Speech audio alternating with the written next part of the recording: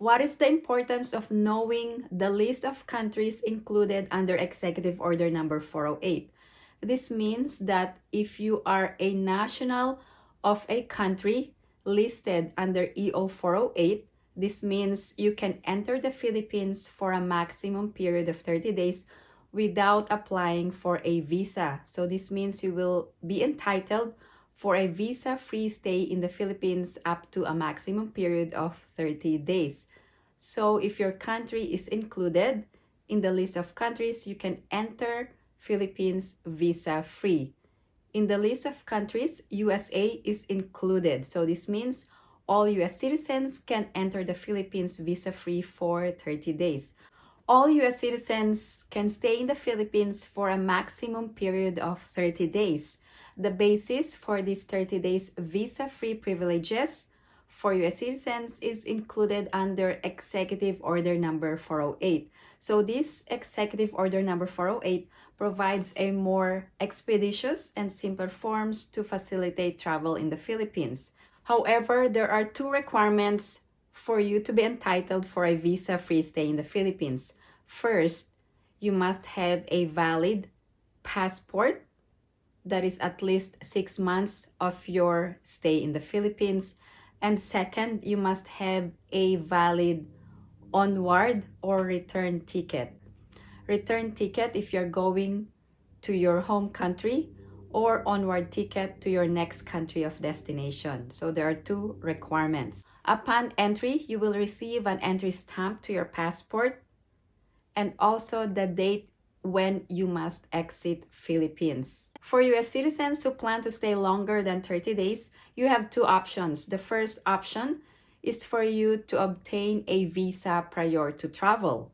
However, you must apply for a visa online at visa.gov.ph and you must submit your supporting documents to the Philippine Consulate abroad covering your residence. So it may take a while before you can obtain a visa. Now, the second option is that you can avail of the visa-free privileges because you're a US citizen. So this means you can have a maximum stay of 30 days. However, you can extend your stay to the Philippines before the expiration of 30 days. What you must do is that you must go to the nearest Bureau of Immigration and pay the fees and extend your stay to the Philippines beyond 30 days. So it's discretionary upon the Bureau of Immigration how long you're going to stay in the Philippines, or they will give you a maximum period of 2 months, 3 months, or 6 months. So initial period of extension will be 2 months. So it depends on the Bureau of Immigration office. There are other types of US citizens as passengers to the Philippines. The other types of passengers are dual citizens. If you are a dual citizen, meaning to say you were naturalized as a foreign citizen and then you reacquired Filipino citizenship, then you can travel to the Philippines and stay in the Philippines indefinitely. Dual citizens are Filipino citizens. So Filipino citizens have the right to travel, and also you have the right to stay indefinitely in the Philippines. However, there are dual citizens who do not have a valid Philippine passport. If you are a dual citizen, you can bring your foreign passport. Also, if you are a US citizen, you can bring your US passport and your dual citizenship documents. There are actually 3 pages to the dual citizenship documents. Also, if you are a dual citizen and you don't have dual citizenship documents, you must present your foreign passport, or if you're a US citizen, you can present your US passport. And if you don't have the dual citizenship documents, you will either be considered a Balikbayan or former Filipino. I will provide later on in this video the requirements for former Filipinos traveling to Philippines. Now, as I've mentioned earlier, dual citizens can travel to the Philippines and stay in the Philippines indefinitely because you are considered a Filipino citizen. Make sure to bring your dual citizenship documents and your foreign passport so you can stay indefinitely in the Philippines. Let's talk about US citizens who are former Filipino citizens. Who are considered former Filipino citizens? Former Filipino citizens are natural-born Filipinos who migrated abroad and acquired foreign citizenship. So in this case, we are talking about former Filipino citizens who are now US citizens. If you are going to travel to Philippines, you can avail of the Balikbayan visa privileges. So this means you can stay in the Philippines for a maximum period of 1 year. So if you are a former Filipino citizen and you are a US citizen, you can stay for up to a period of 1 year in the Philippines. Also, if you are a former Filipino citizen, make sure that your country is included under Executive Order number 408. So this means you can only stay in the Philippines under the Balikbayan visa free privileges if your country is included under EO 408. So beyond 1 year period, either you must leave Philippines or you must extend your stay in the Philippines. So you must visit the nearest Bureau of Immigration office, pay the extension fees, and stay in the Philippines. Now, make sure that if you are a Balikbayan or a former Filipino citizen, you can only avail of the Balikbayan privileges if your country is included under EO 408, like a visa-free stay in the Philippines, unless your country requires a visa.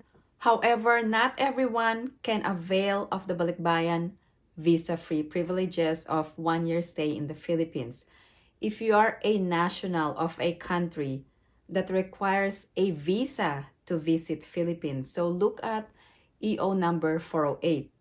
If you are a former Filipino citizen but your country is not included under EO number 408, then you will be required a visa to enter Philippines. So there is a huge difference. What if you are a US citizen who is a former Filipino citizen and you don't have an old Philippine passport or PSA issued birth certificate? This means you can be entitled for a 30 days of visa-free stay in the Philippines. So make sure that you comply with the immigration entry requirements to avail of the Balikbayan visa.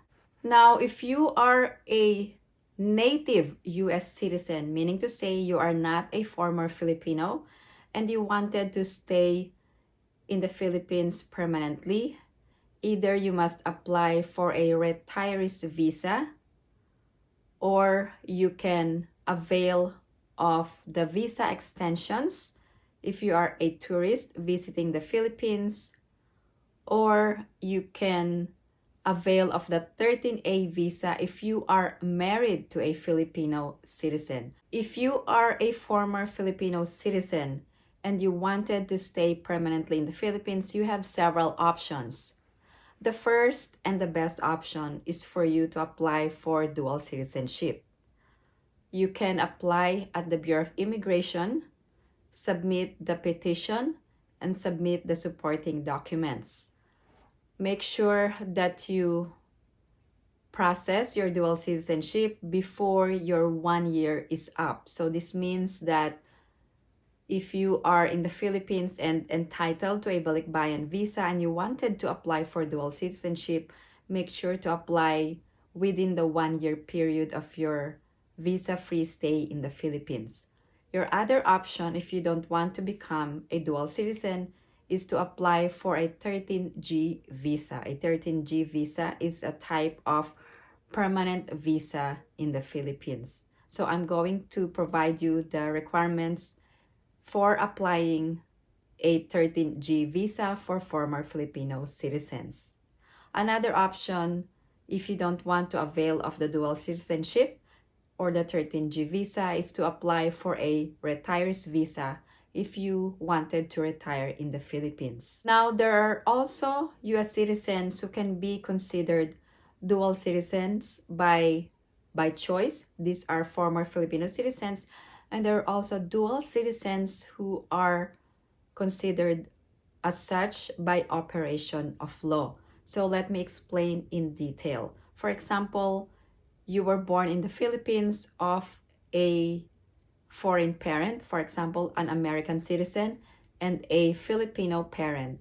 And your foreign parent applied for your US citizenship and you migrated abroad. So that means you are considered a dual citizen by operation of law. You don't need to apply for dual citizenship or reacquire Filipino citizenship because you are considered dual citizen by operation of law. If you are a US citizen and you wanted to stay permanently in the Philippines, let me know your thoughts in the comments section below. If you have any other questions or comments, please post them down below and I will get back to you as soon as I can. Again, thank you guys for supporting my channel. And if you haven't liked this video, please give it a big thumbs up. And if you haven't subscribed to my channel, please subscribe and hit that notification bell. I always welcome new subscribers. Thank you guys for watching. I hope everyone is staying safe and have a great day.